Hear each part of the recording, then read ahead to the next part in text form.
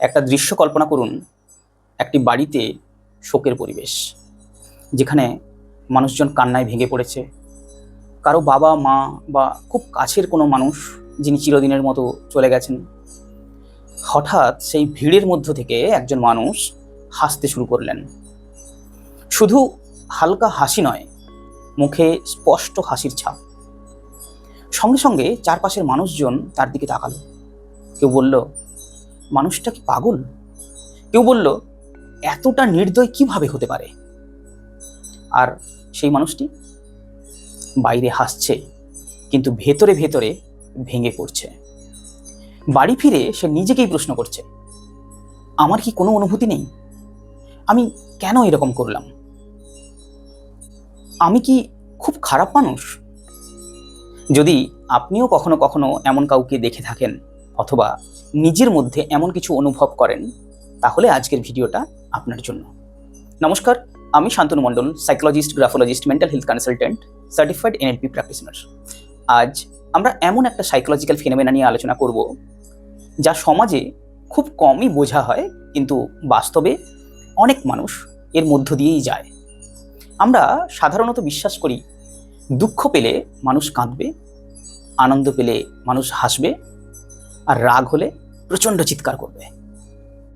কিন্তু বাস্তবে মানুষের মস্তিষ্ক সবসময় এত সরলভাবে কাজ করে না। কখনো কখনো মস্তিষ্কের ভেতরে আবেগ এবং বাইরে তার প্রকাশ একে অপরের সঙ্গে একদমই মিল খায় না। সাইকোলজিতে একে বলা হয় ইমোশনাল ইনকনগ্রুয়েন্স অথবা ইনঅ্যাপ্রোপ্রিয়েট ইমোশনাল এক্সপ্রেশন। অর্থাৎ ভেতরে যা অনুভূত হচ্ছে, বাইরে তা সম্পূর্ণ আলাদাভাবে প্রকাশ পাচ্ছে।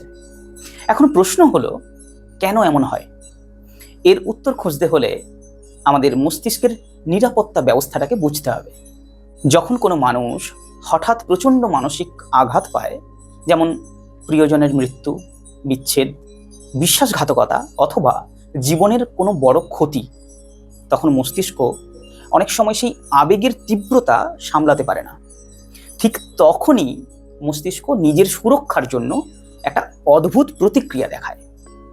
কখনো মানুষ প্রচণ্ড চুপ হয়ে যায়, কখনো একদম অনুভূতিহীন হয়ে যায়, আবার কখনো কখনো কান্নার বদলে হাসি চলে আসে।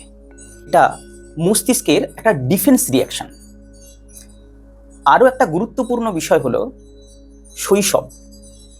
অনেক ছেলেকে ছোটবেলা থেকে শেখানো হয়, ছেলেরা কাঁদে না, কাঁদা দুর্বলতার কারণ, নিজের আবেগকে কাউকে তুমি দেখাবে না। ফলাফল, বছরের পর বছর আবেগ জমতে থাকে, কিন্তু প্রকাশ্যে বাইরে আসার রাস্তাটা বন্ধ হয়ে যায়। একটা সময় মানুষ নিজের অনুভূতিটাকেই চিনতে পারে না। কাঁদতে চায়, কিন্তু কান্না আসে না। দুঃখ পায়, কিন্তু মুখে হাসি চলে আসে।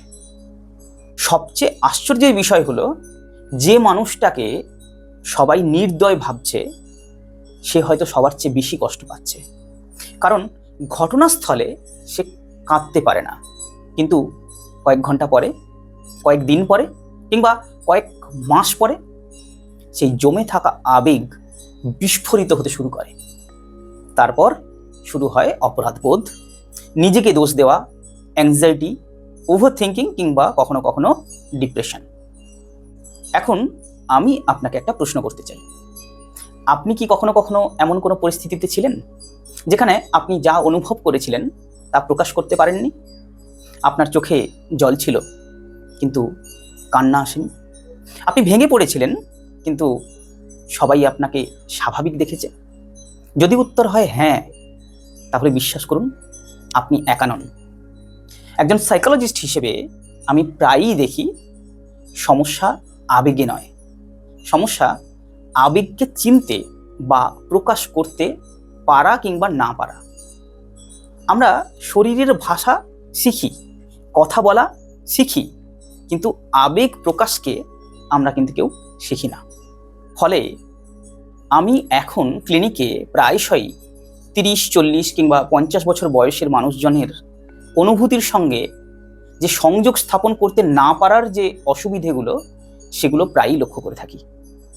তবে ভালো খবর হলো, এটা পরিবর্তন করা সম্ভব।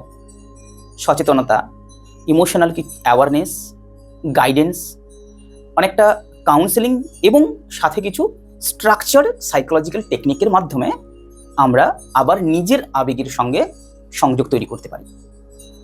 কারণ হিলিং শুরু হয় তখনই যখন আপনি নিজের অনুভূতিকে শত্রু নয়, বার্তাবাহক হিসেবে দেখতে চান। মনে রাখবেন, যে মানুষটা শোকের সময় হাসছে, যে মানুষটা নিজেকে নির্দয় ভাবছে, যে মানুষটা কাঁদতে পারছে না, যে সবসময় শক্তও নয়, অনেক সময় তার মস্তিষ্ক শুধু বেঁচে থাকার চেষ্টা করছে, সে বাইরে থেকে কখনো কখনো নিজেকে অনেকটা অসহায় বোধ করছে। আর সেই অসহায়তার পেছনে লুকিয়ে থাকতে পারে বছরের পর বছর জমে থাকা অপ্রকাশিত কষ্ট। যদি আপনার জীবনেও এমন কোনো ইমোশনাল ব্লকেজ থাকে, যদি আপনি নিজের আবেগকে বুঝতে না পারেন, যদি কোনো সম্পর্ক, বিচ্ছেদ, শোক, অপরাধবোধ বা মানসিক চাপে আটকে থাকেন, তাহলে আমার সঙ্গে একটা ফ্রি 15 মিনিটসের ক্ল্যারিটি সেশন বুক করতে পারেন। আমি শান্তনু মণ্ডল। আমার কাজ শুধু সমস্যার কথা শোনা নয়, বরং সেই অদৃশ্য মানসিক বোঝাগুলোকে চিহ্নিত করতে সাহায্য করা। এগুলো অনেক সময় ওষুধের বাইরেও মানুষের জীবনকে প্রভাবিত করে। অ্যাপয়েন্টমেন্টের জন্য নিচের কমেন্টে দেওয়া shantanumondol.in ক্লিক করুন এবং আপনার ফ্রি ক্ল্যারিটি সেশন বুক করুন। কারণ প্রতিটা আচরণের পেছনে একটা গল্প থাকে, আর সেই গল্পটি বোঝার মাধ্যমেই শুরু হয় পরিবর্তনের পথ।